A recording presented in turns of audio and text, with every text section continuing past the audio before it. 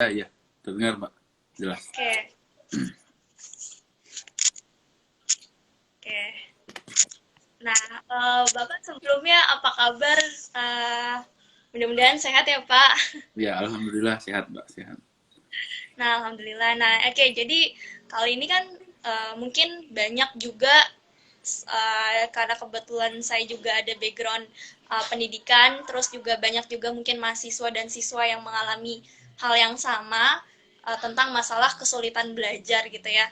Mungkin banyak orang yang masih belum paham sebenarnya kesulitan belajar itu apa yang dimaksud dengan kesulitan belajar gitu, definisinya gitu. Mungkin Bapak bisa menjelaskan gitu.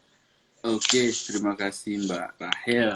Ya, sebelumnya saya mau ucapkan terima kasih juga nih, diberikan kesempatan diskusi gitu ya, diskusi dengan Mbak Rahel dan teman-teman di sini. Alhamdulillah gitu ya, sama-sama punya waktu dan akhirnya hari ini bisa ketemu di kesempatan yang berbahagia ini. Salawat juga beriringan salam. Jangan lupa kita sanjung sajikan kehadirat Allah Taala dan kepada Nabi besar Muhammad SAW. Oke, sekali lagi saya banyak terima kasih karena sudah diundang. Dan tadi pertanyaannya sebenarnya kesulitan belajar itu apa sih? Gitu ya. Nah, kalau dari beberapa definisi gitu ya, yang disampaikan oleh beberapa ahli, kesulitan belajar itu diartikan dengan keadaan yang menyebabkan individu ya, tidak bisa belajar sebagaimana mestinya. Oke. Ada juga pendapat yang menyampaikan bahwa kesulitan belajar itu adalah kesukaran yang dialami siswa, kesukaran itu atau kesusahan itu ya, Heeh. dalam menerima atau menyerap pelajaran yang sedang Oke. mereka alami gitu ya. Begitu juga kalau kita coba pisahkan tuh dua arti, dua kalimat yang ada dalam yang ditanyakan tadi. Ada kesulitan, ada belajar gitu ya. Nah, Iya, benar. kesulitan ini apa gitu.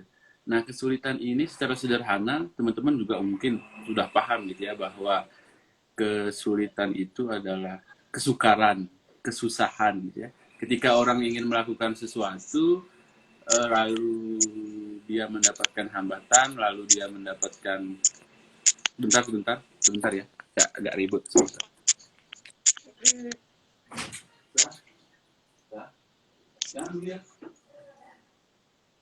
Oke, berarti bisa dibilang ini berhubungan ya sama hambatan atau apa sih ibaratnya eh, kesukaran-kesukaran yang memang ada di dalam pembelajaran.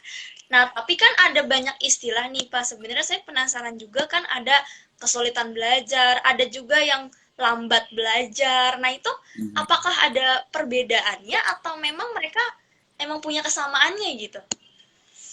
Oke, sebelum ke situ ya, kita kembali ke yang tadi dulu ya Mbak ya, saya coba jelaskan Ya, sedikit. oke.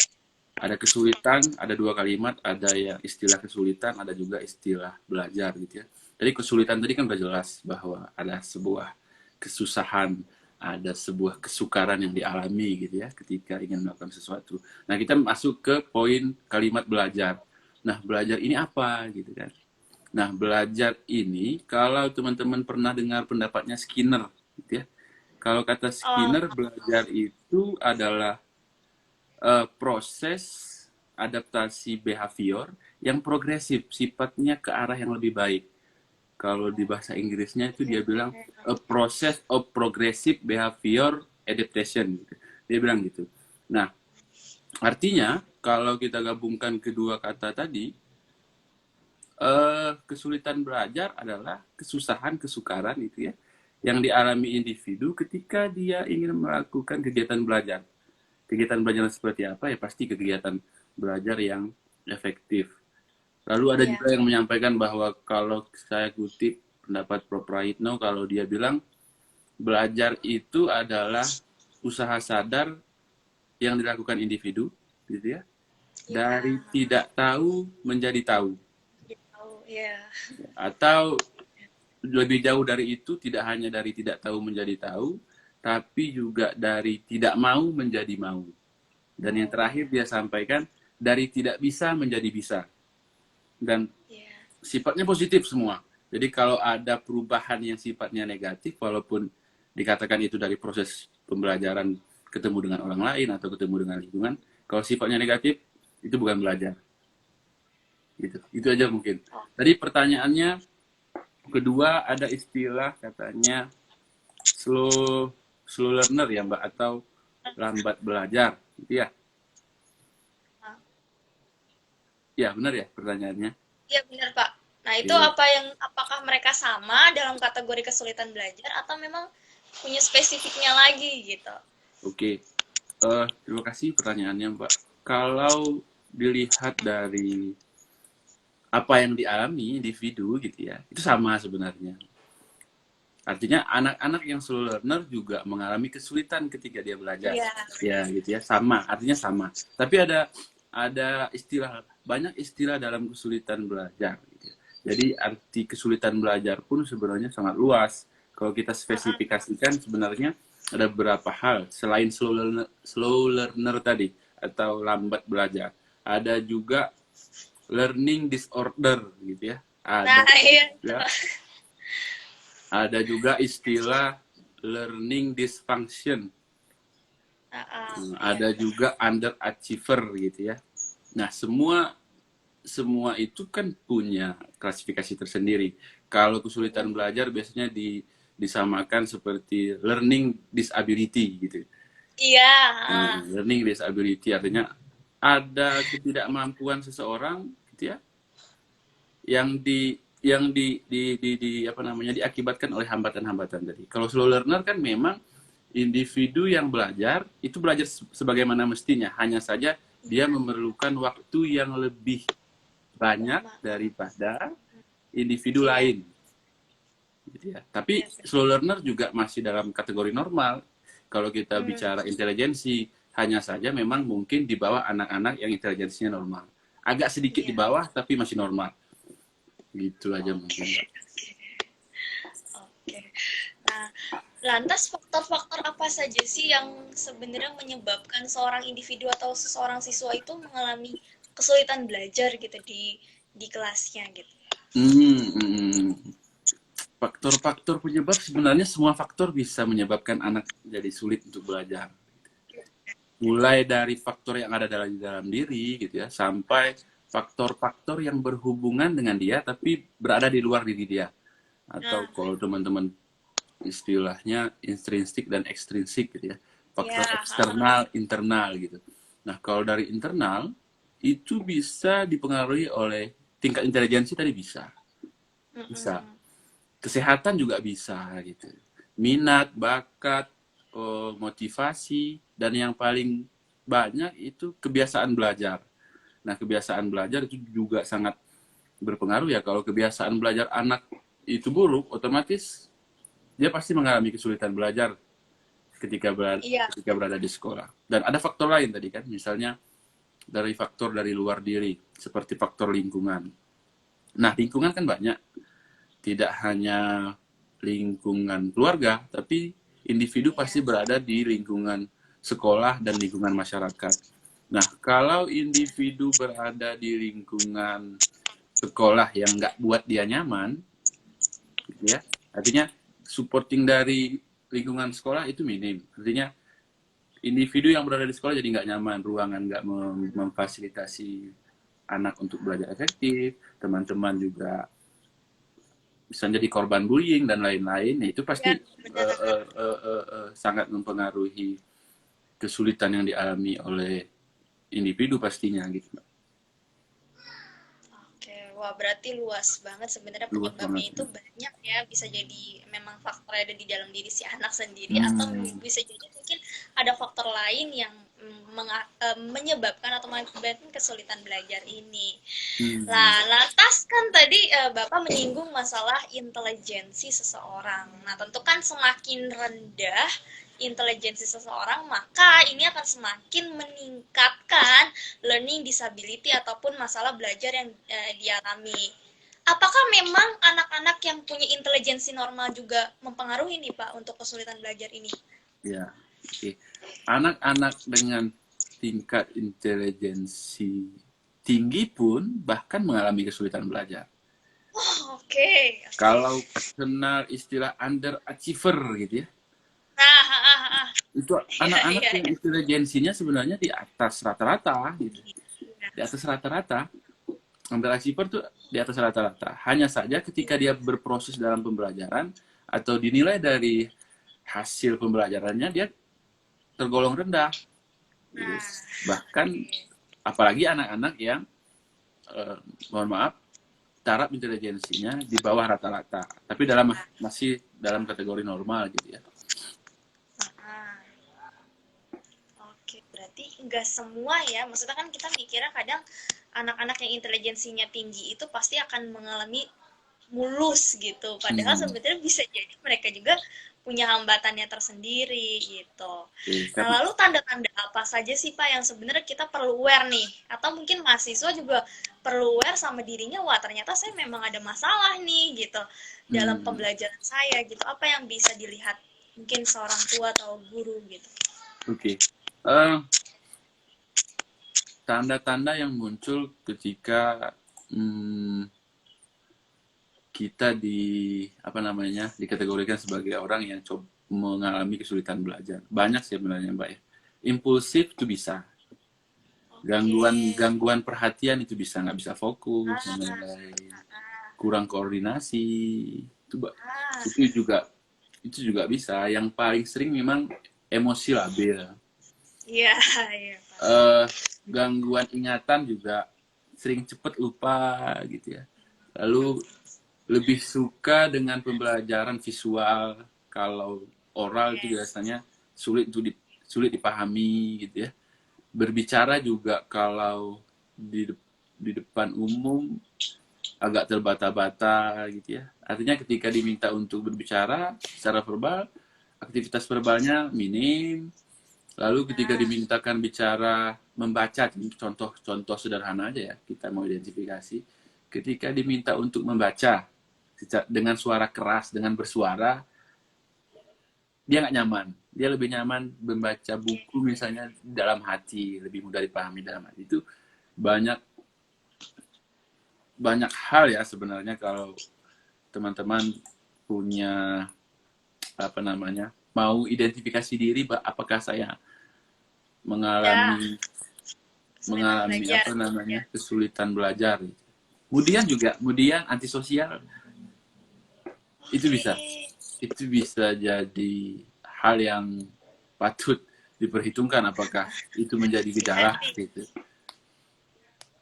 mudah Oke, lupa oke. dan lain-lain.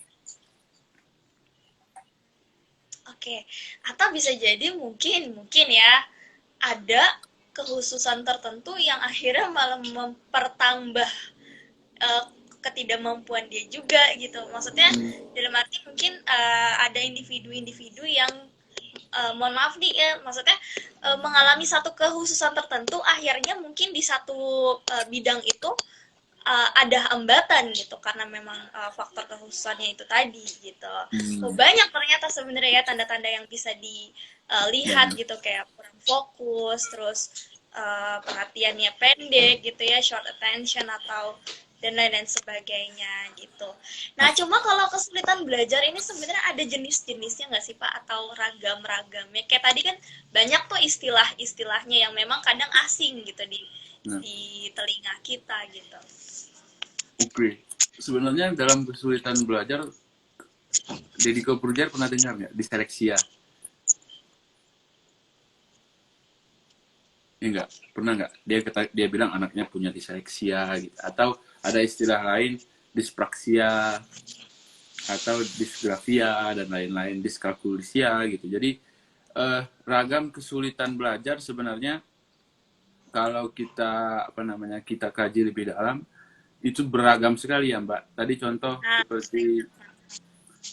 seperti uh, learning disorder aja tuh contoh gitu ya. iya, Keadaan di mana proses individu karena proses individu itu terganggu karena ada respon lain di dalam diri. Contoh nih, contoh ya Mbak ya. Contoh aktivitas misalnya di aktivitas sehari-harinya itu sering berhubungan dengan aktivitas olahraga misalnya. ya, Misalnya aktivitasnya olahraga, main bola voli, dan lain-lain lah. Tapi ketika dia di sekolah masuk ke pelajaran seni misalnya. Misalnya dia masuk ke pelajaran seni, dia akan terganggu di pelajaran seni karena aktivitas yang sering dia alami itu berbeda dengan aktivitas yang akan dia lakukan. Itu namanya learning disorder. Dan dan banyak sebenarnya kalau kita bicara apa namanya kesulitan belajar yang dialami. Iya, jadi luas sekali ya, memang Luas banget sebenarnya, Mbak. Luas banget sebenarnya kalau dikaji panjang gitu. Jadi banyak disleksia, mungkin yang orang-orang mikir ya kesulitan membaca atau juga ada juga yang kesulitan menulis gitu dan lain-lain sebagainya. Nah, kalau ini tadi saya kesulitan menulis itu namanya dysgraphia gitu. Dysgraphia, ya benar. Ya, jadi kalau disleksia itu yang tadi yang dimana dia sulit untuk memiliki hak batin untuk membaca, tapi kalau dysgraphia itu punya kesulitan untuk menulis. Nah, mungkin boleh jadi anak-anak yang punya kesulitan menulis, boleh jadi mungkin ada kemungkinan dia mengalami yang namanya dysgraphia atau ada juga dyskalkulia, banyak sebenarnya. Dyskalkulia konsep matematika dia kurang paham gitu ya. Sulit gitu ya. Nah, ini tuh tadi saya di layar ada yang mau kirim permintaan untuk masuk di video ini. Coba. Oke, kita lanjut dulu ya. Jadi kan banyak nih. Nah,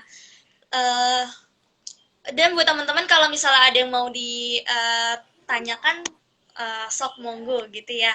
Nah, lalu BK di dalam bimbingan dan konseling kan kita bicara masalah perspektif bimbingan dan konseling dalam mengatasi kesulitan belajar ini. Apa sih yang memang pandangan bimbingan dan konseling atau apa sih peran BK gitu dalam menangani situasi demikian gitu, Pak? Oke. Karena kita orang BK gitu ya, mungkin wawasan juga buat teman-teman yang non BK gitu. Nah, dalam konseling memang kita berhubungan dengan anak-anak yang seperti ini ya, walaupun memang tidak spesifik khusus hanya untuk menangani anak-anak yang mengalami kesulitan belajar aja ya. Banyak luas juga tugas BK di sekolah. Nah, pandangan BK terhadap permasalahan kesulitan belajar itu udah biasa sih sebenarnya, Mbak. Kenapa ada BK? Karena memang di sekolah semua individu pasti mengalami kesulitan belajar. Hanya saja taraf-tarafnya berbeda gitu. Sehingga dalam bimbingan konseling perlu untuk asesmen dulu, diagnosis seluruh siswa yang dimintakan untuk ditangani. Kalau 150 orang per satu guru BK itu berarti harus ada 150 laporan tuh yang berkenaan dengan masalah kesulitan belajar.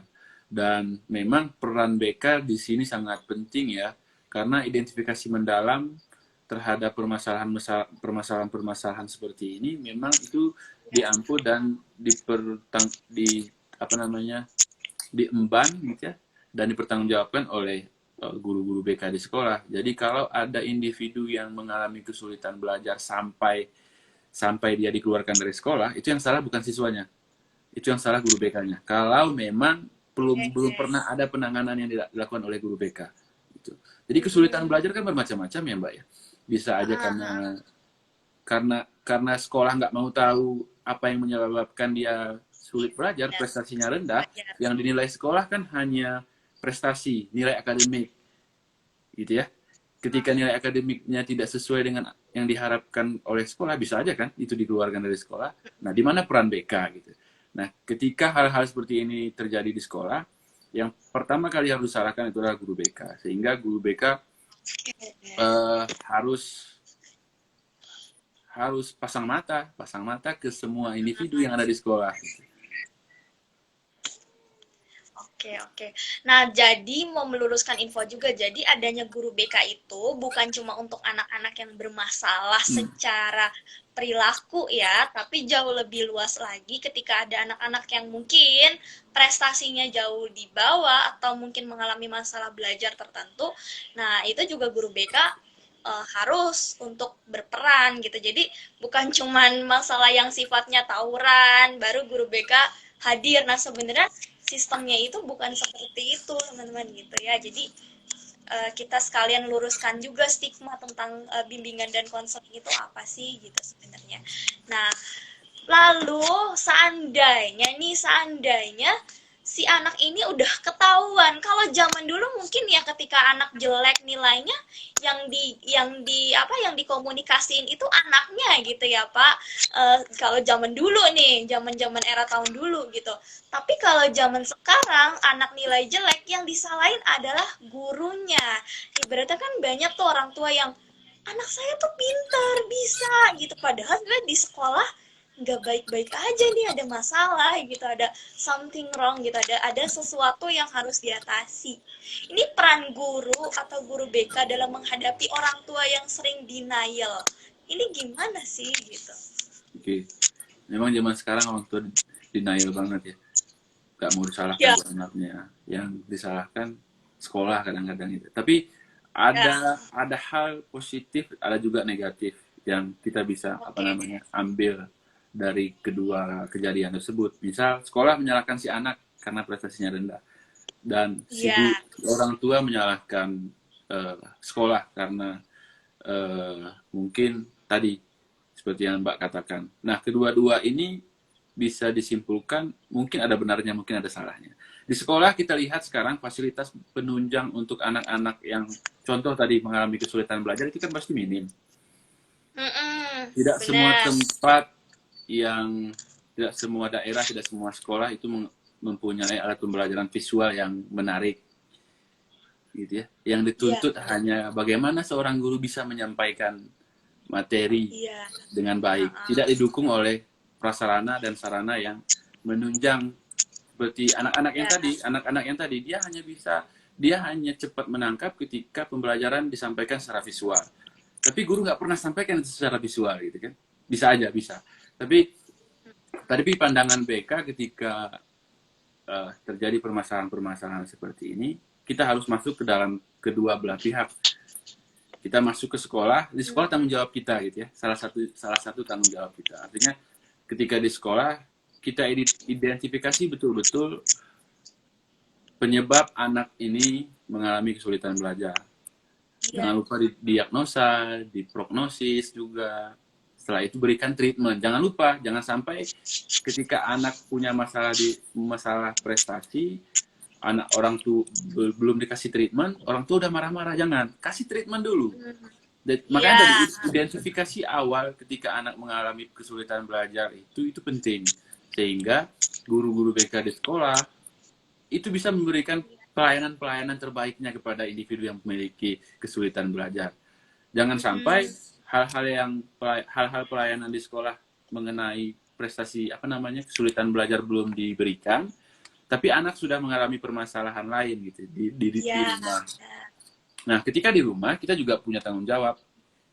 Kita dalam konseling itu banyak pelayanan yang bisa dilakukan ya.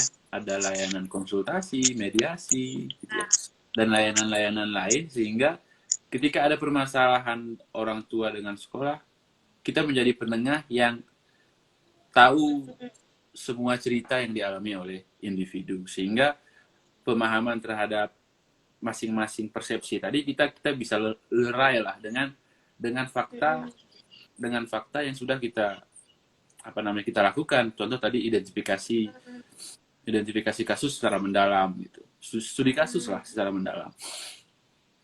Mungkin itu aja, Mbak. Wah, oke. Nah, ternyata buat para jadi guru BK itu sebenarnya kesannya bukannya orang yang mengejamkan, bukannya orang yang marah-marah setiap kali ada anak yang bermasalah. Ini jangan takut ya, kalau misalnya ada kesulitan belajar misalnya nih, buat ke ruangan guru BK misalnya mau konseling dan lain sebagainya, itu jangan pernah takut gitu, karena sebenarnya hakikatnya guru BK itu membantu. Nggak ada guru BK yang marah-marah tuh, nggak ada. Nah, ini ada pertanyaan menarik nih Pak dari Rafa Mufida ini. Jadi, bagaimana cara seorang guru BK itu memberikan fasilitas untuk membantu siswa Oke. mengalami kesulitan membaca dan menulis, gimana guru BK memberikan fasilitasnya, Pak? Gimana Mbak? Coba Jadi ada bisa diulang pertanyaan, nggak? Pak. Suaranya putus-putus tadi. Oke, jadi ini ada pertanyaan nih Pak dari salah satu pengguna Instagram nih di kolom komentar. Bagaimana sih ibaratnya guru BK itu memfasilitasi kalau ada anak yang misalnya punya kesulitan membaca atau menulis, fasilitas guru BK itu sarananya seperti apa? Mungkin seperti itu gitu Pak. Oke. Fasilitas apa yang bisa dilakukan oleh guru BK ketika anak mengalami kesulitan membaca gitu ya? Ingat, tupoksi tugas guru BK harus dibatasi gitu ya. Ketika membaca adalah tugas, bukan tugas dari guru BK gitu ya. Jangan lakukan itu. Karena ada guru yang lain. Tapi bagaimana usaha guru BK memfasilitasi anak biar dia bisa tahu caranya membaca dengan baik di rumah atau di sekolah, itu boleh dikasih sarana. Dengan permainan-permainan misalnya, dengan menggunakan alat-alat bantu lain, seperti kalau saya dulu kecil pakai lidi, pakai alat-alat bantu lah, pakai alat-alat bantu yang kalau secara tulisan ya susah paham gitu ya. Ini kalau berhitung ya, cari alat-alat lain yang menunjang. Kalau di BK sebenarnya kita banyak diajari, maksudnya banyak mempelajari tentang alat guna bantu untuk pembelajaran ya, sehingga kita hanya mengarahkan ya, yang menggunakan itu secara benar, juga artinya secara terus menerus adalah guru pengampu mata pelajaran. Yang kita bisa lakukan adalah konsultasi dengan guru mata pelajaran. Oke, intinya harus ada kerjasama yang baik. Iya, kerjasama yang baik. Nah, ini pertanyaan ini juga menurut saya berkaitan nih. Ini dari Ridwan Muhammad. Bagaimana sih guru BK itu memberikan pemahaman kepada teman sejawat masalah belajar anak, pencapaian belajar anak itu selalu tidak mencapai KKM. Jadi gini mungkin ya, guru BK nih gimana sih inti dari pertanyaan itu? Cara memberikan pengertian kepada teman-teman sejawat guru lainnya, mungkin yang bukan BK, tentang anak ini punya masalah dan KKM itu selalu rendah gitu. Kan kadang ada ya guru mapel yang mohon maaf nih, ngelihat anaknya merosot, nilainya rendah, nggak pernah bagus tuh, ya udahlah anak ini udah nggak bisa apa-apa. Nah mungkin ada juga. Nah terus guru BK itu ngasih pemahamannya gimana Pak? Ibaratnya ini kalau dari saya tangkap ya pertanyaannya. Oke, terima kasih Pak Ridwan. Pak Ridwan teman saya kebetulan. Mungkin semuanya Pak Ridwan udah pernah lakukan ya di sekolah. Terima kasih pertanyaannya Pak Ridwan. Pertanyaannya, apa yang harus dilakukan ketika banyak siswa atau ada siswa yang nilainya selalu berada di bawah KKM? Gitu ya.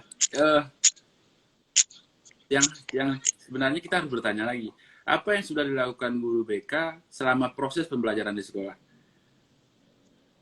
Gitu ya. Apa yang sudah dilakukan? Artinya apa yang dilakukan guru BK bukan setelah nilai tadi keluar gitu. Oke. Nah, ya. Kalau nilainya udah keluar dulu terus nilainya terus-terusan di bawah KKM, pertanyaannya kita kembalikan gitu. Apa yang dilakukan guru BK selama proses pembelajaran dengan guru mata pelajaran? Apakah contoh bisa aja nih tidak melakukan apa-apa karena guru mata pelajaran nggak pernah lapor Pak dengan saya tentang kesulitan yang dialami, kan bisa aja. Atau anak juga nggak pernah ngeluh Pak ketika proses pembelajaran, ya biasa-biasa aja. Itu ya. Jadi sebenarnya proses kesulitan diagnostik, menyebar instrumen, asesmen, diagnosa kebutuhan siswa itu harus dari awal, sehingga ketika proses pembelajaran pun anak-anak yang mengalami kesulitan belajar udah mulai diidentifikasi, sehingga komunikasi kita dengan guru mata pelajaran itu lebih mudah. Bu, anak ini setelah asesmen itu intelijensinya di bawah rata-rata Bu, dia bisa masuk ke dalam kategori misalnya learning dysfunction misalnya, atau underachiever misalnya, IQ-nya tinggi Bu, tapi ketika proses dia begini-begini. Jadi perlu pemahaman yang dimiliki guru BK itu disampaikan kepada guru mata pelajaran. Bu, kenapa ya Pak misalnya nih nilai KKM-nya di bawah rata-rata? Padahal dia di kelas tuh biasa-biasa aja, tapi nilainya KKM selalu di bawah Iya. rata-rata. Ajukan pertanyaan lagi, apakah Ibu memahami bagaimana kondisi dari peserta didik Ibu? Metode apa yang selalu Ibu lakukan di sekolah, saat di kelas? Apakah metode pembelajaran yang dilakukan itu monoton? Gitu. Apakah ketika Ibu ada evaluasi, apakah ketika Ibu melakukan pembelajaran selalu ada evaluasi pembelajaran? Apakah anak-anak senang? Jadi ketika guru masuk ke kelas itu seharusnya guru harus paham dulu apa kebutuhan individu di kelas gitu. Iya. Jangan hanya masuk ke kelas itu hanya menjalankan tugas menyampaikan materi, enggak. Karena kita berhubungan dengan manusia. Sejauh itu, ketika memang sudah terjadi nih misalnya Pak Ridwan, nilainya KKM Pak, di bawah KKM, bagaimana cara mengatasinya? Bagaimana cara saya berhubungan dengan guru mata pelajaran? Ini saran dari saya aja ya Pak ya. Mungkin Bapak udah sering melakukan atau sudah lebih berpengalaman dengan saya. Saran kami, itu lakukan pelayanan konseling dulu kepada individu yang nilainya KKM.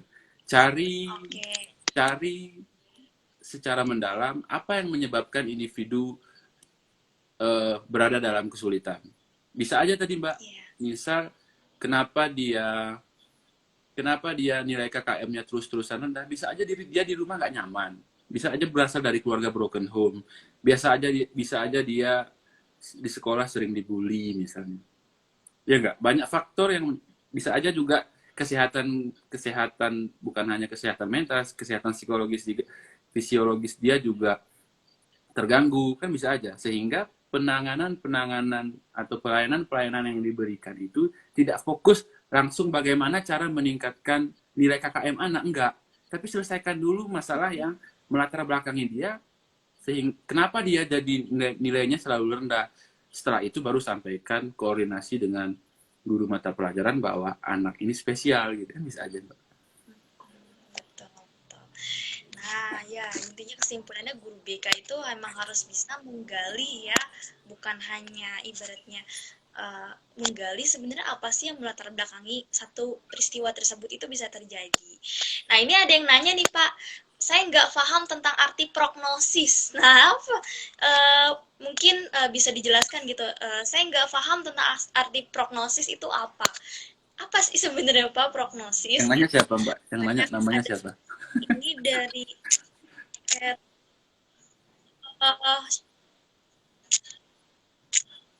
Nggak kelihatan ya? Nggak apa-apa. Sorry. Oke. Jangan-jangan teman saya juga yang nanya gitu kan. Oke. Dalam studi kasus nih, kalau kita bicara prognosis itu biasanya erat kaitannya dengan studi kasus. Pertama kita melakukan identifikasi masalah, yang kedua kita diagnosis, yang ketiga kita prognosis, yang keempat itu bisa treatment. Nah, apa itu prognosis? Prognosis itu adalah langkah lanjutan dari diagnosis. Kayak dokter aja tuh, kayak kita datang ke sekolah, kita datang ke dokter, dia diagnosis, oh sakitnya ini. Begitu juga guru BK gitu. Setelah didiagnosis, ada namanya prognosis. Prognosis ini adalah dugaan-dugaan yang kita munculkan dalam perspektif kita. Kalau masalahnya nggak ditangani, akan menimbulkan masalah apa lagi ya? Gitu. Paham nggak maksudnya? Oke. Jadi kelanjutan dari diagnosis. Iya. Kalau masalah, tadi kan di diagnosis kita udah cari tahu masalahnya, misalnya stres. Nah, di prognosis kita di diagnosis tadi masalahnya kita diagnosis stres misalnya ya, stres ringan misalnya.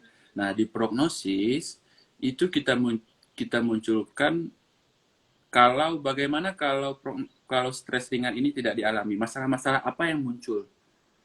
Nah, itu perlu diidentifikasi gitu. Kalau stresnya nggak muncul, bisa aja dia terhambat proses belajarnya, bisa aja dan lain-lain. Pertanyaan lagi nih, dari aktivitas bagaimana mengatasi anak yang kesulitan belajar karena ada permasalahan dalam keluarga. Nah ini nih, mungkin kalau dari perspektif orang tua nih Pak, Gimana, Mbak? ada pertanyaan, bagaimana mengatasi anak yang mengalami kesulitan belajar karena ada permasalahan di dalam keluarga? Mungkin ini dari perspektif orang tua atau pendidik yang bukan non BK, ini gimana cara menghadapi anak-anak yang seperti ini gitu? Oke, bagaimana cara mengatasi anak yang mengalami kesulitan belajar karena ada permasalahan di dalam keluarga? Karena stimulus masalahnya adalah masalah keluarga.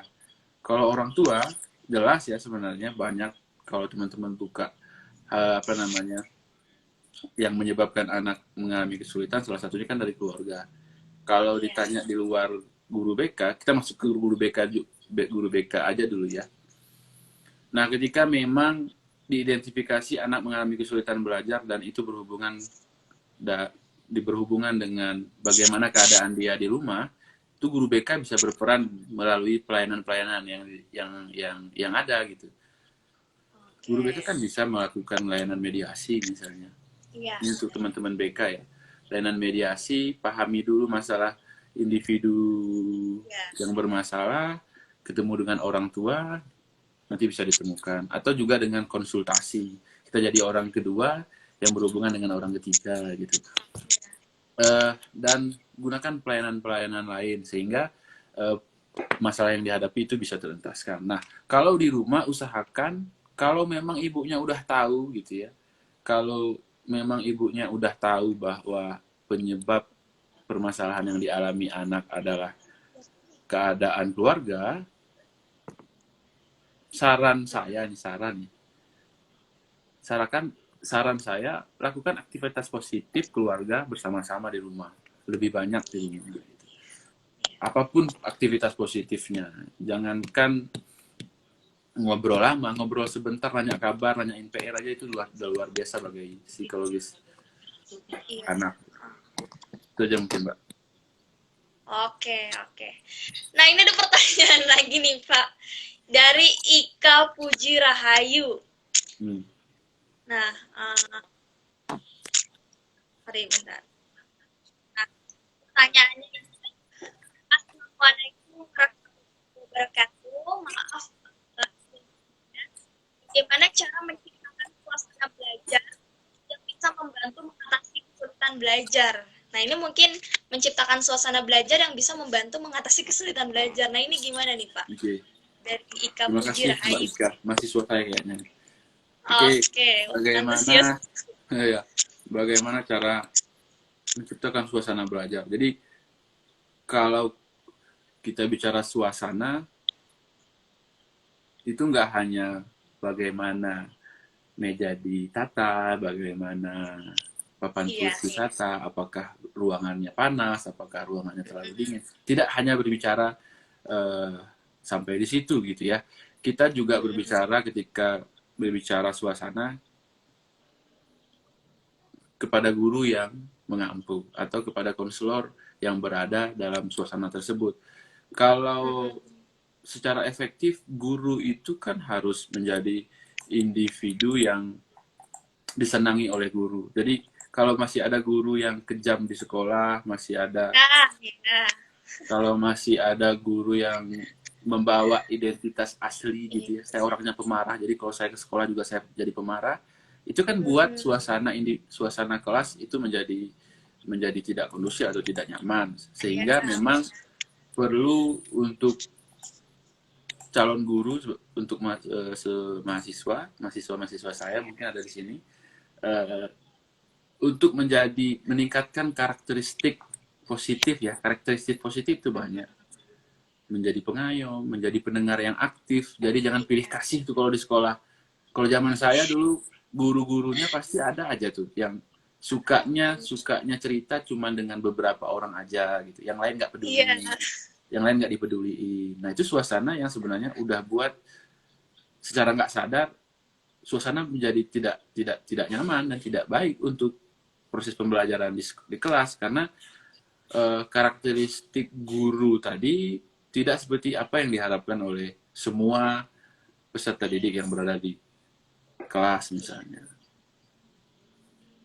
Nah, Oke, oke, berarti tergantung gurunya lagi, balik lagi gurunya tuh bisa mengayomi enggak. Terus kalau memang karakternya pemarah ya dikelola dulu lah untuk tidak dibawa ke hadapan anak-anak gitu. Terus jadi pendengar yang baik atau enggak, intinya gitu. Nah, ini ada pertanyaan lagi dari istri, bagaimana mengatasi orang tua yang mengalahkan teman anaknya karena dianggap menyebab turunnya ranking anaknya. Nah, ini kompetisi di antara orang tua ya, sesama orang tua kadang, wah ini nilai anak saya jadi turun nih gara-gara anak kamu gitu. Nah, ini gimana nih kalau ada orang tua yang seperti ini? Nah, seperti yang kita udah sampaikan tadi gitu ya, bahwa penanganan guru BK itu kan tidak hanya kepada individu-individu yang intelijensinya rendah, bisa aja kepada intelijensi yang tinggi, bisa aja juga dengan anak-anak yang berprestasi, bisa juga dengan anak-anak yang tidak berprestasi. Jadi semua hal yang menyangkut perkembangan individu itu menjadi ruang lingkup penanganan bagi guru BK, termasuk tadi misalnya adanya persaingan antara siswa-siswa berprestasi. Nah, kalau di guru BK biasanya mediasi, lagi-lagi pelayanan mediasi gitu. Begitu juga tentang kalau memang individu mengalami permasalahan lain selain itu yang disebabkan oleh perseteruan tadi, kita bisa menggunakan pelayanan individual dengan berbagai macam teknik gitu.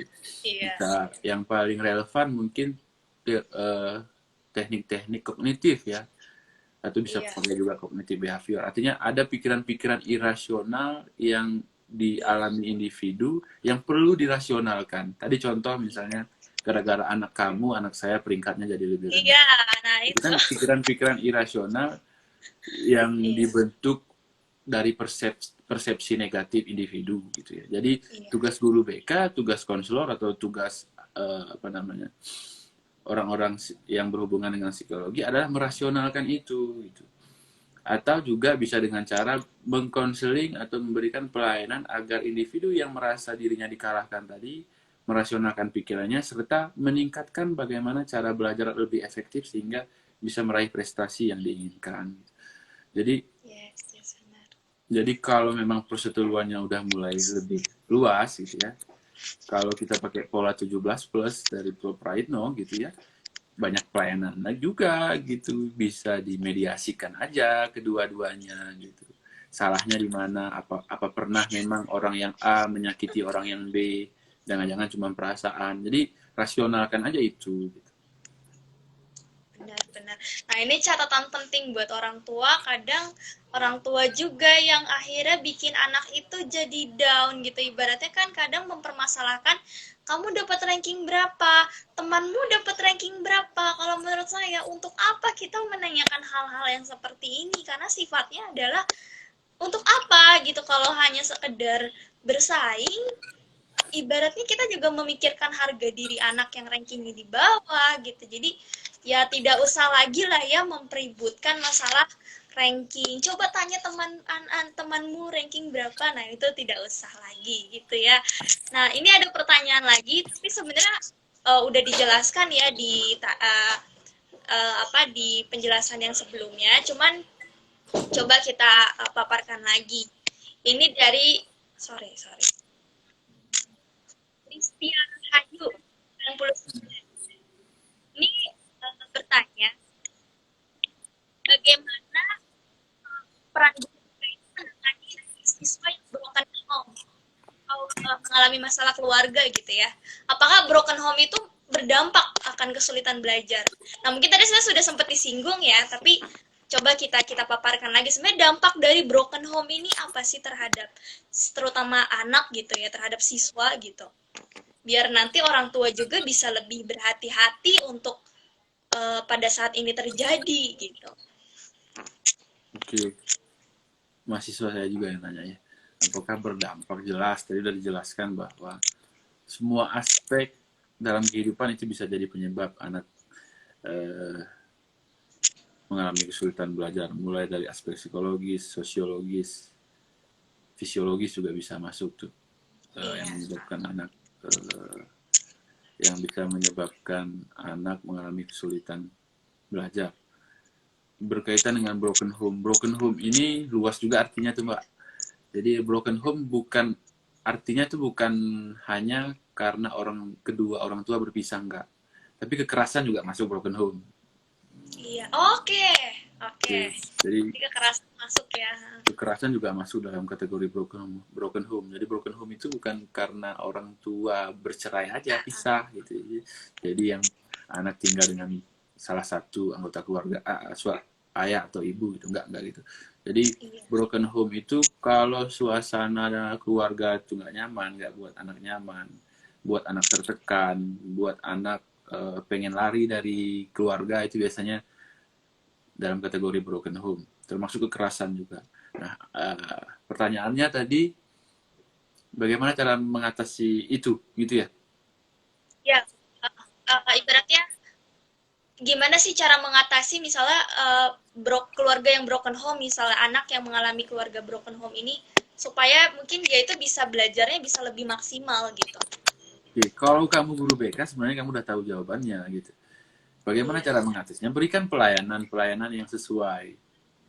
Kalau individual berarti layanan individual gitu. Gunakan pendekatan-pendekatan yang teman-teman udah pelajari, misalnya pendekatan-pendekatan apakah itu humanistik, behavioristik, gitu ya, atau kognitif dan lain-lain. Silakan gunakan pendekatan itu untuk coba keluarkan dia dari Iya. itu tadi, dari permasalahan yang dihadapi secara rasional dulu.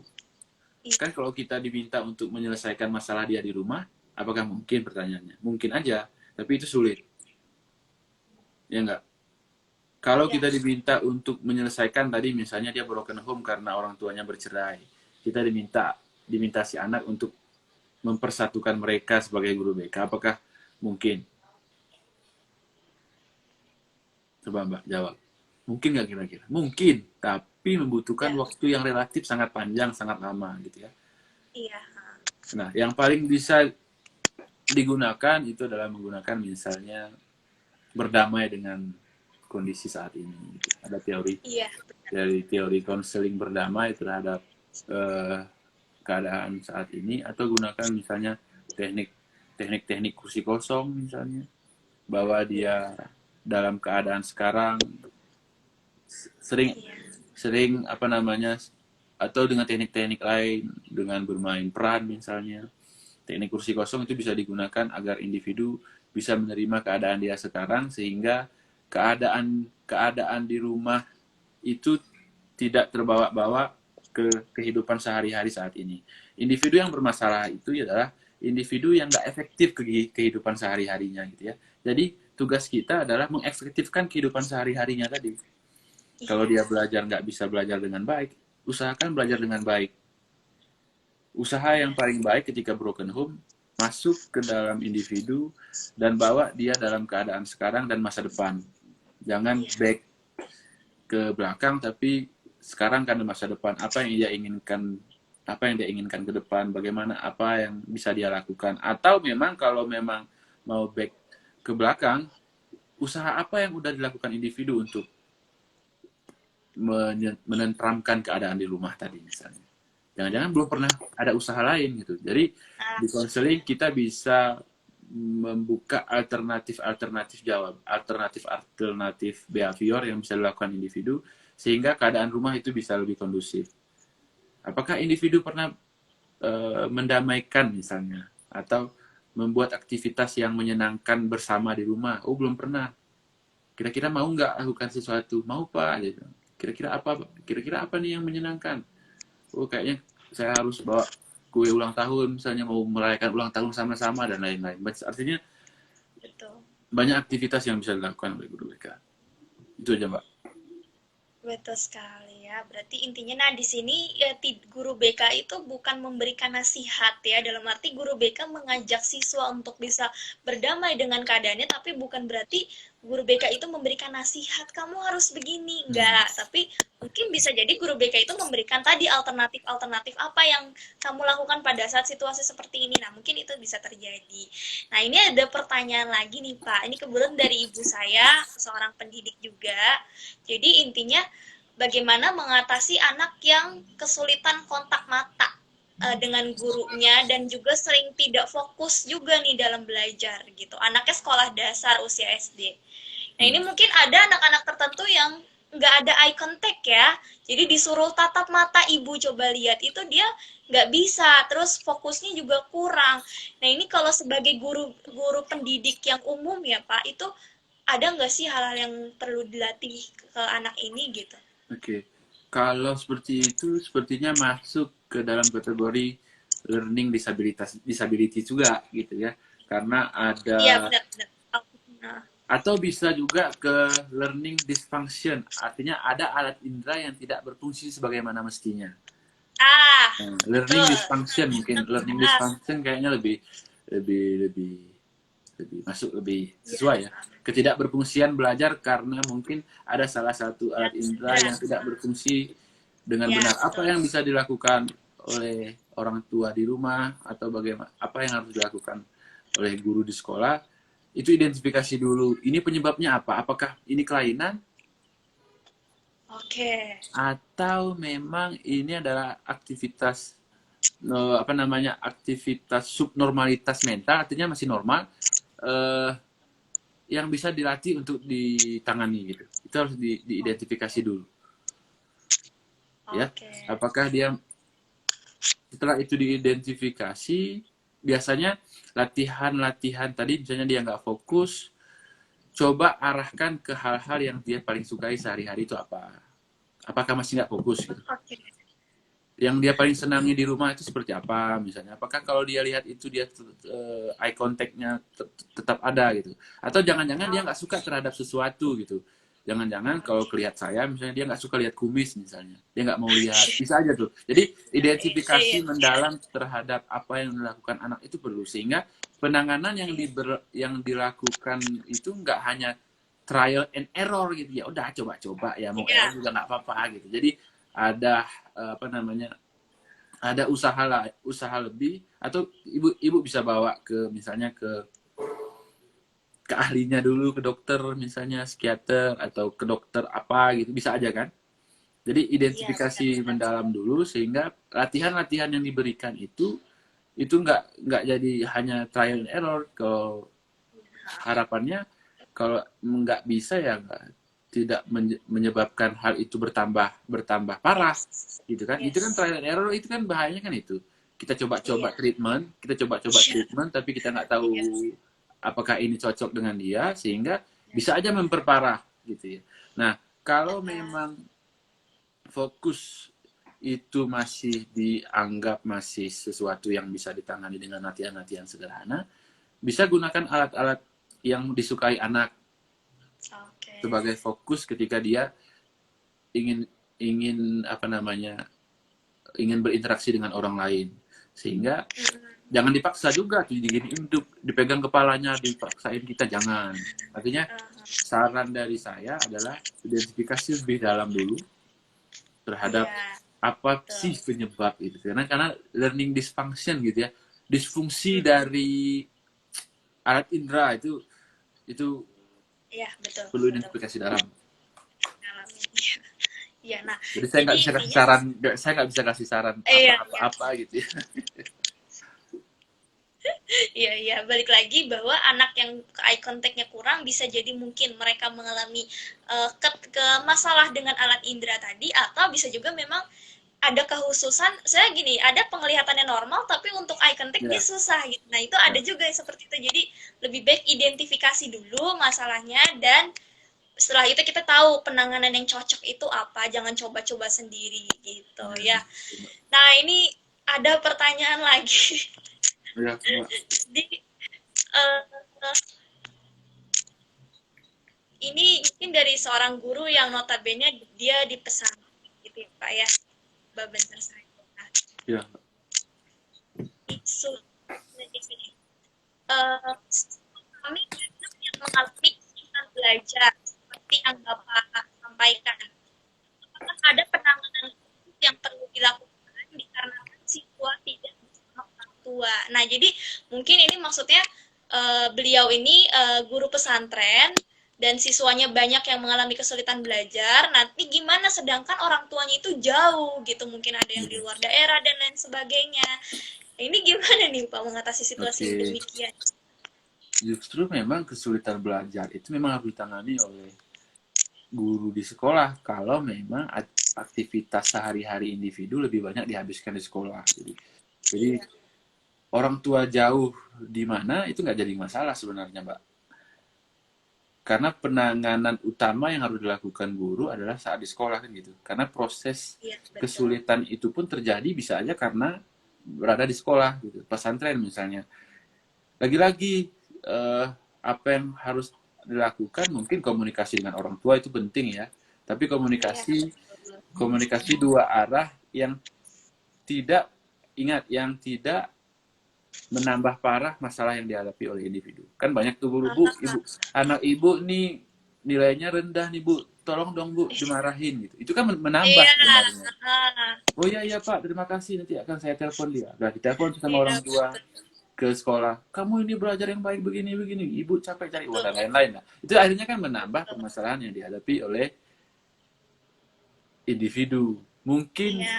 dia bakal, mungkin aja belajarnya jadi rajin. Mungkin. Iya. Iya. Mungkin. Tapi Mungkin. tingkat stres yang dialami bertambah Iya. karena ada paksaan desakan yang dilakukan oleh orang lain atau orang terdekat. Nah, yang paling bisa dilakukan guru di sekolah tadi Bu kelompokkan individu-individu yang bermasalah itu kan sudah diidentifikasi tuh masalah anak 10 anak mengalami masalah slow learner, 10 anak masalah Iya. learning disabilities. Jadi penanganan terhadap anak-anak tadi itu seragam dan sesuai dengan kebutuhan, sama tuh kebutuhannya, sehingga apa yang ibu lakukan itu sudah berdasarkan dari apa yang dibutuhkan oleh individu. Jadi kalau ibu nggak pisah-pisahkan anak-anaknya, takutnya Iya. ketika ibu masuk ke kelas yang cuman ada 2 anak yang mengalami kesulitan belajar, ibu nggak bakalan bisa fokus untuk kedua anak tersebut. Karena 30 anak lainnya itu bakalan terganggu dengan aktivitas ibu kepada 2 anak tersebut gitu. Betul. Jadi pilih waktu-waktu yang sesuai ketika memang buat kelompok anak yang bermasalah cuma sedikit ya. Buat pelayanan-pelayanan psikologis yang membangun kedekatan individu terhadap gurunya dulu, individu terhadap konselornya dulu, sehingga apa-apa yang dilakukan individu ke depan atau apa-apa yang menyebabkan individu bermasalah itu bisa dientaskan dan dibantu oleh individu itu sendiri. Jadi Betul. bukan dari paksaan orang lain gitu ya. Kalau ditelepon orang tua pasti dia terpaksa tuh melakukan, nggak ada kesadaran diri. Begitu juga kalau ibu jadi guru, ibu paksakan kamu harus A, kamu harus B, kamu harus C. Iya. Itu paksaan yang dilakukan biasanya nggak tetap ya. Bisa berubah lagi ke dalam kondisi semula yang dianggap negatif. Karena tadi paksaan yang ditimbulkan, bukan kesadaran yang dimunculkan. Betul, betul, betul. Oke, itu Intinya, yang Mbak. iya, intinya berarti buat intinya mudah-mudahan bisa dipahami ya. Intinya kita kasih informasi ke orang tua juga, jangan sampai salah kasih gitu ya. Ibu tolong anaknya nanti diberikan banyak pelajaran, hukuman dan lain sebagainya, belum tentu itu efektif juga buat seorang anak gitu. Ini ada pertanyaan lagi nih. Jadi karena kebetulan masih berlanjut nih, jadi ibu saya bertanya lagi, metode pembelajaran yang tepat untuk anak yang IQ-nya itu 50-70. Mungkin ini yang IQ-nya rendah sekali karena ada kasus, jadi ibu saya sering mengeluhkan bahwa beliau punya murid ngajar di sekolah umum, sekolah biasa, di mana mungkin secara IQ di bawah rata-rata, dan bingung nih Pak, antara dinaikkan ke kelas berikutnya atau tinggal kelas di sana, di kelas misalnya di kelas 2 gitu ya, atau tinggal kelas gitu. Nah, sedangkan kalau dinaikkan ke kelas berikutnya kan materinya pasti jauh lebih rumit ya, itu aja mungkin dia nggak ngejar gitu. Apa sih nih yang harus dilakukan kalau ada anak-anak yang seperti ini, karena dia sudah terlanjur bersekolah di sekolah tersebut gitu. Oke, jadi kontradiksi ya, dinaikkan gimana, nggak dinaikkan gimana gitu ya. Oke, IQ-nya tadi tingkatannya 70 sampai 50 sampai 70, Pak. Artinya Di bawah masih 70. borderline ya, borderline artinya batas tertinggal ya. Iya, Jadi memang kalau anak-anak dalam eh, kalau anak-anak memiliki skor IQ seperti yang disampaikan tadi atau sudah masuk ke dalam borderline delayed, itu memang akan sulit itu kalau berada di dalam sekolah-sekolah normal gitu ya. Sekolah-sekolah normal. Apa yang harus dilakukan kalau dinaikkan salah, kalau nggak dinaikkan juga anaknya sayang, gitu ya. iya Jadi benar. kalau kami guru BK Bu ya, setelah ada identifikasi harus ada komunikasi dengan orang tua. Oke. Jangan-jangan dipindahkan lebih baik daripada dinaikkan. Karena dinaikkan itu tingkat stresnya kan lebih tinggi ya. Betul. Penguasaan materi itu juga sudah mulai naik tuh tingkatannya. Jangankan tingkatan yang akan dihadapi di depan, yang sebelumnya aja dia nggak bisa, gitu ya.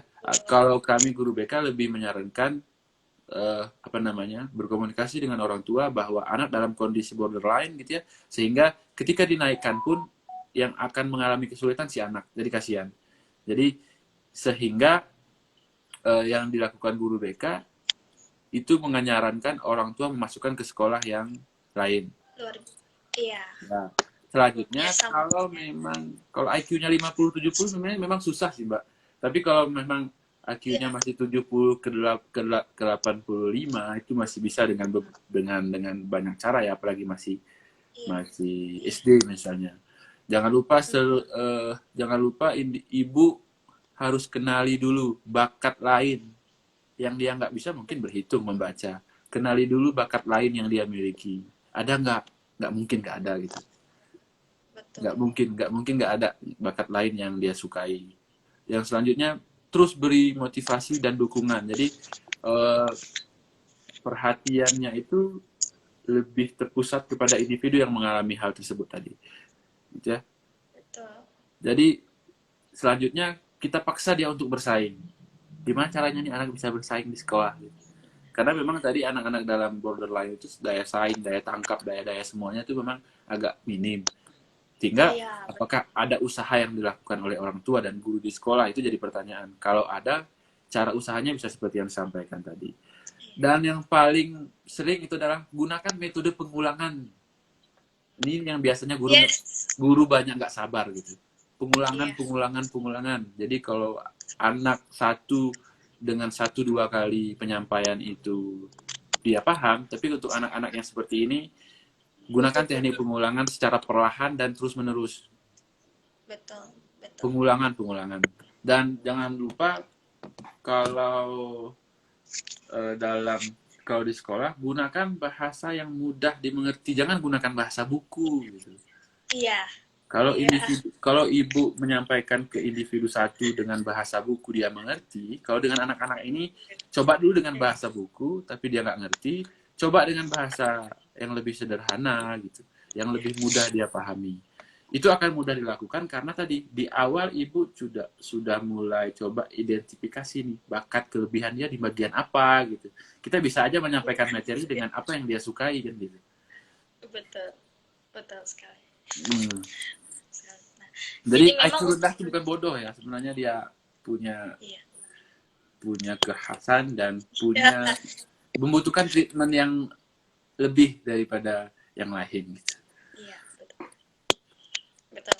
Memang kalau dibandingkan sama anak-anak yang IQ-nya baik, IQ yang lebih rendah mungkin katakanlah ada juga yang dibilangnya retardasi mental dan lain sebagainya, itu bahasa-bahasa yang mereka gunakan itu kadang cenderung lebih ke anak kecil gitu. Kadang memang berhubungan mungkin ya dengan mental age gitu, kayak misalnya usianya 8 tahun, usia mentalnya masih 4 tahun. Jadi tata bahasanya juga menuruti kualitas pemikirannya dia gitu. Jadi tidak bisa dipaksakan untuk sesuai dengan orang-orang yang baik secara IQ gitu. Dan terus lagi turunkan ekspektasi ya mungkin ya Pak. Maksudnya kan kita jangan terlalu ngejar target juga gitu. Oh, ini mau UAS nih, ini harus selesai materi ini. No, mungkin kita harus lebih menurunkan harapan kita. Maksudnya bukan nggak boleh berharap sama sekali, masa ya sesuai kebutuhan dia lah gitu. Nah, ini ada yang bertanya lagi, saya belum kebagian bertanya mungkin ya nanti, Mbak. At Alifri, siswa itu kan memiliki dia belajarnya berbeda. Nah, bagaimana metodologi penyampaian belajar tuh semua anak tuh bisa tertransfer gitu loh, Pak. Maksudnya dari satu siswa ke siswa lain itu semua itu bisa ke transfer gitu. Metodologi penyampaian pembelajarannya tuh harus seperti apa sebagai seorang guru gitu.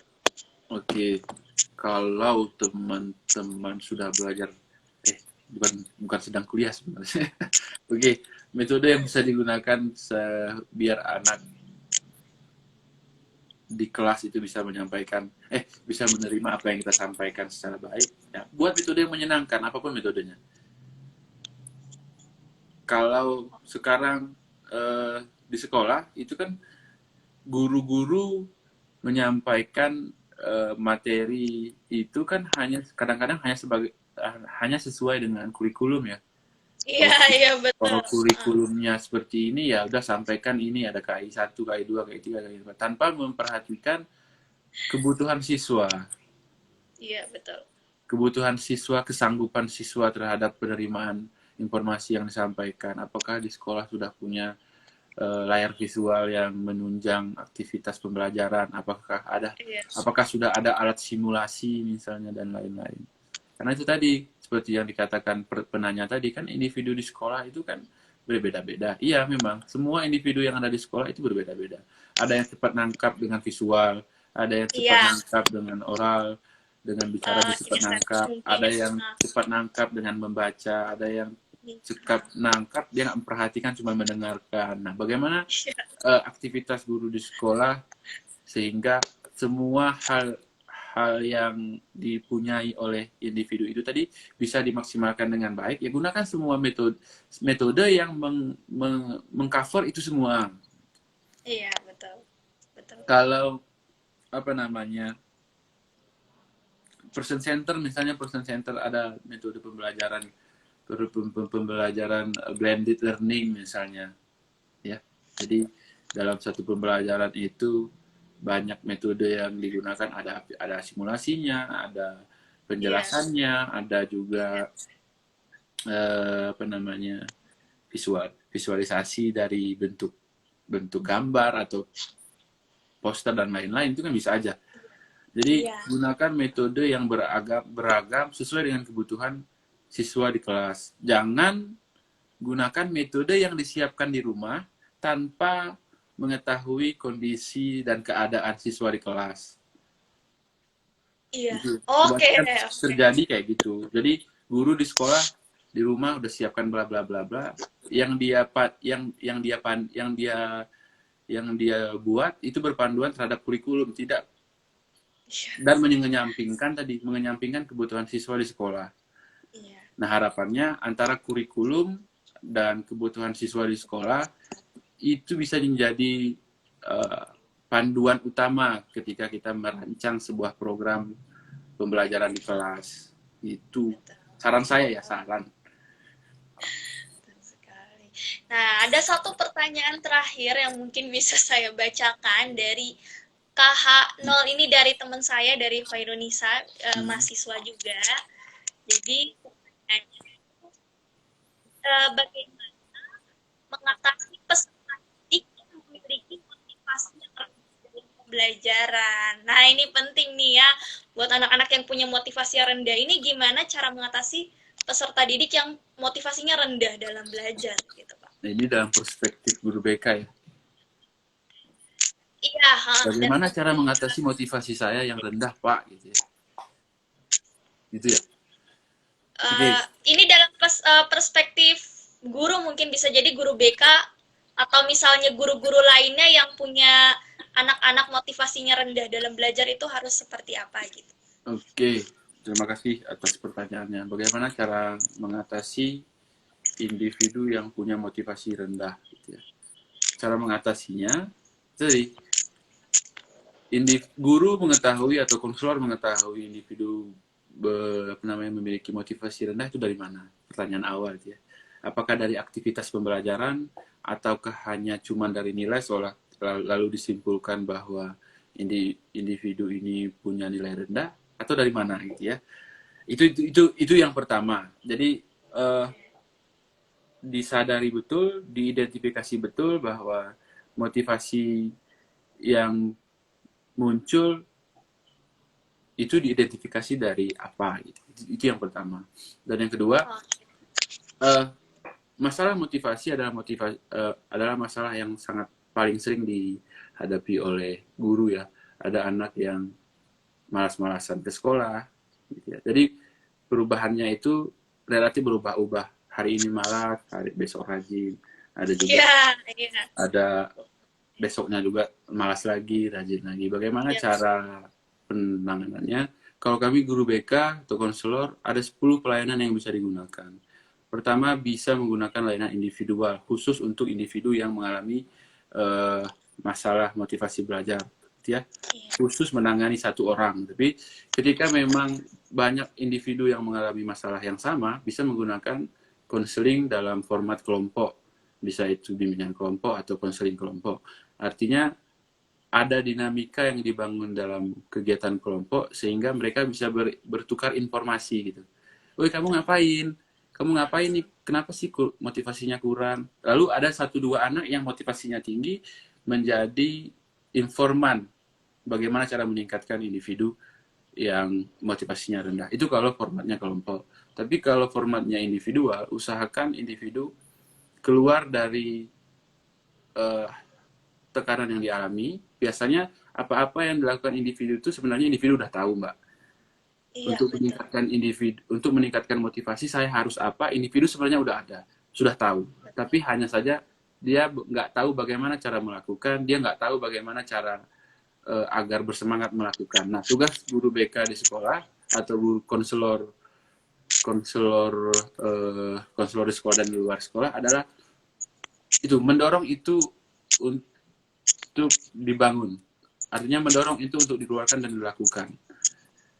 Gitu ya. Contoh misalnya aktivitas-aktivitas yang dilakukan individu di rumah itu kita identifikasi dulu. Apa-apa aja yang dia lakukan. Bisa aja kan kalau kita mau, kita pakai behavior contract misalnya. Atau time manajemen waktu, dan lain-lain. Artinya ada kesepakatan antara kita dengan individu, yang individu pun sepakat akan melakukan itu. Betul. Lalu sadarkan dia terhadap hal-hal yang menyangkut masa depan.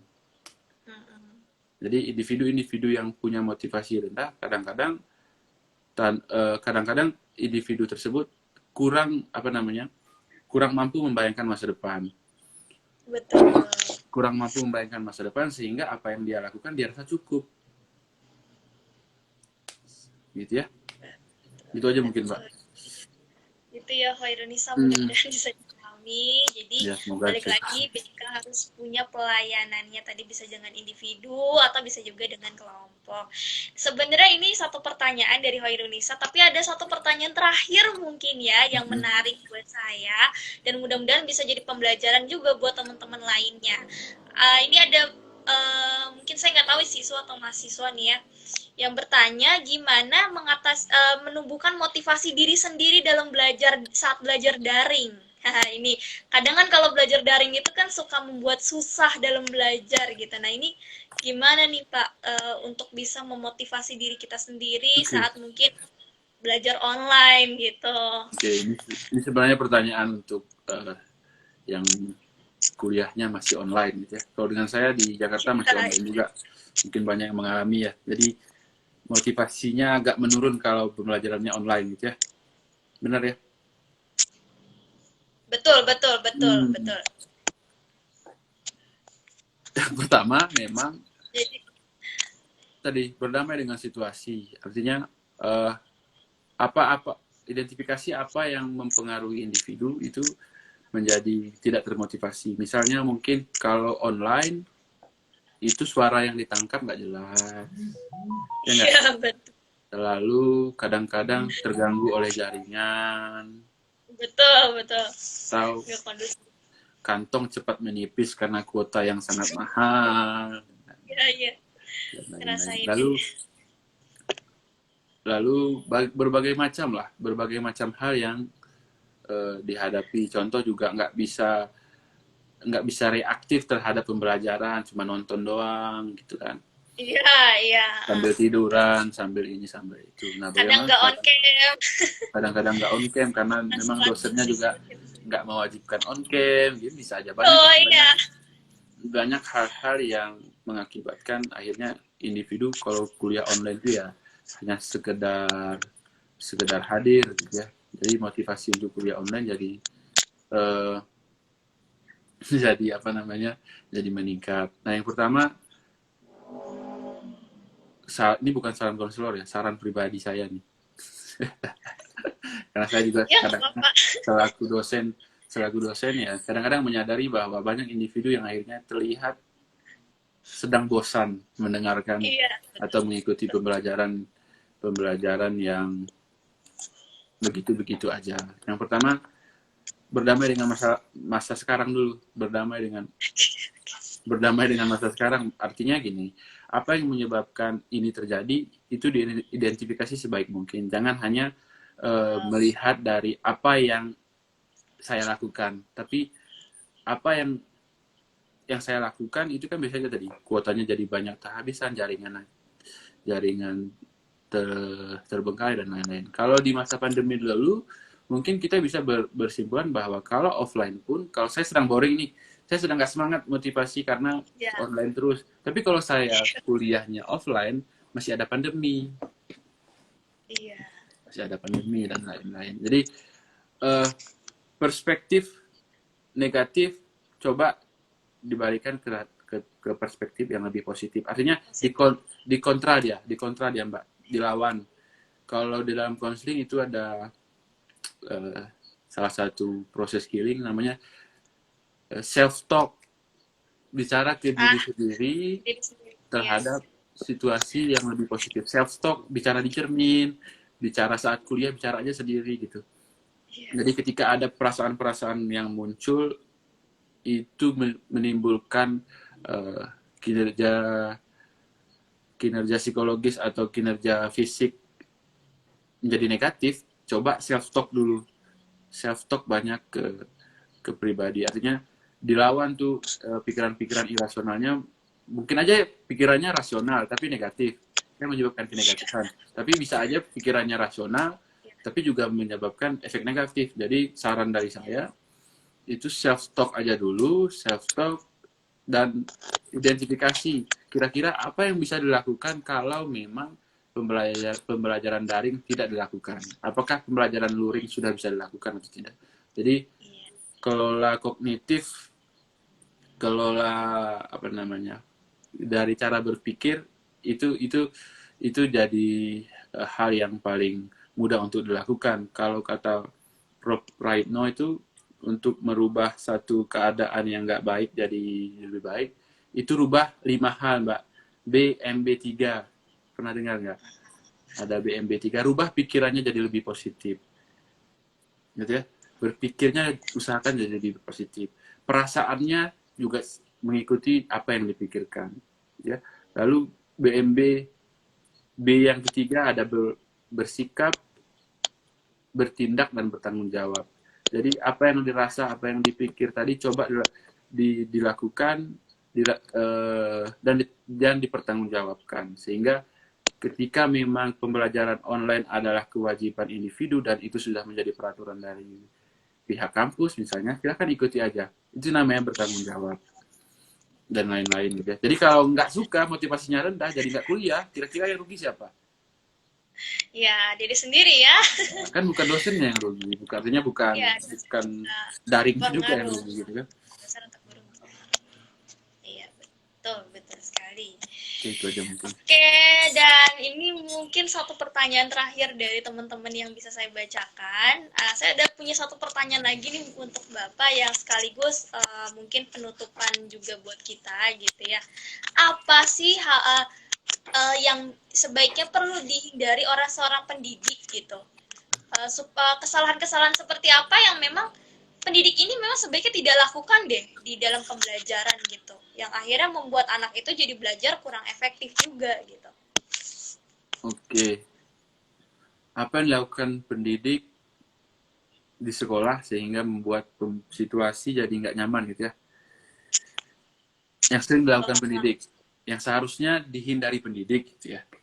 Yang pertama, kalau dari guru BK, jangan sampai, atau guru yang lain, usahakan disenangi, jangan ditakuti. Yang pertama. Kalau jadi pendidik itu harus disenangi. Jangan sampai ditakuti. Kalau guru BK kan kental banget, harus ditakuti ya, agar peraturan sekolah bisa ditangani. Padahal itu salah. Guru BK atau guru-guru yang lain itu yang pertama harus menjadi sosok yang disenangi. Nggak boleh ditakuti. Jadi kalau ada yang killer di sekolah, berarti gurunya yang bermasalah, bukan siswanya yang mengerti. Iya, betul. Oke. Yang kedua, selalu lakukan evaluasi pembelajaran. Setiap pertemuan harus ada evaluasi. Kalau guru BK juga kayak gitu. Setiap pelayanan ada evaluasi. Ya. Yang selanjutnya, ajak siswa agar lebih aktif berpartisipasi. Jangan cuma dekat ke 1-2 anak. Usahakan dekat ke semua anak lah. Gitu ya. Yang mungkin paling baik dilakukan adalah dengan mendekatkan pendekatan personal ke setiap individu di sekolah. Jadi setiap individu punya kedekatan yang baik dengan guru, khususnya guru BK ya. Guru BK itu harus punya pendekatan yang baik dengan guru BK. Dan yang terakhir mungkin bentuk kelompok-kelompok belajar yang buat individu itu nyaman. Dan itu yang kurang disarankan oleh guru. Jadi guru, seperti yang saya sampaikan di awal tadi, hanya bebas tugas. Ya, bebas tugas, bukan apa ya, bebas apa tuh? Hanya bebas tugas, bukan pure karena kebutuhan terhadap individu peserta didik di sekolah. Itu aja mungkin, Mbak. Yang selanjutnya mungkin komunikasi ya. Komunikasi itu harus baik dan harus demokratis. Itu saran dari saya. Kebanyakan di sekolah tugas jam sekian harus kumpul jam sekian ya. Gitu ya. Betul.